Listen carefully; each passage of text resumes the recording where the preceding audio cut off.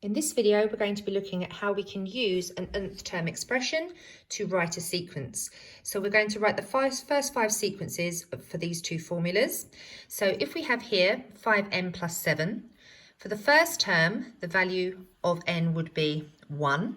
So 5 times 1 is 5, plus 7 will give us 12. For the second term, the value of n would be 2. If I write this above here, 1, 2, 3, 4, and 5. And that is the value for n for each of these terms. So for the second term, we have 5 times 2, which is 10. Add 7 will give us 17.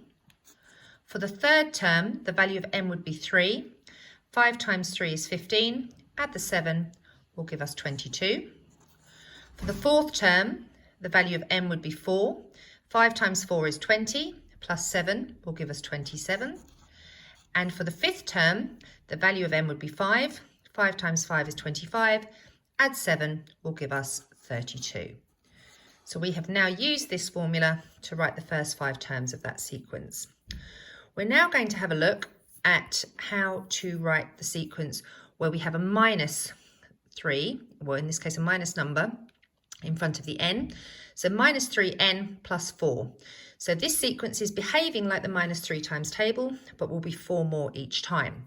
So again, we'll look at our term numbers. We have term number 1, number 2, number 3, number 4, and number 5. And this gives us our values for n. So n will equal one of these numbers. So for the first term, n equals 1. Minus 3 times 1 is minus 3. Plus 4 will give us 1. For the second term, plug 2 in for n. Minus 3 times 2 is minus 6. Plus 4 will give us minus 2. For the third term, n will be 3. Minus 3 times 3 is minus 9.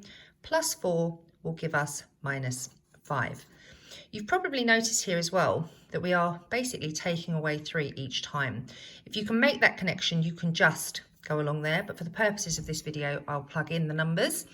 So minus 3 for the fourth term, n would be 4. Minus 3 times 4 is 12. Minus 12, sorry, plus 4 would be minus 8.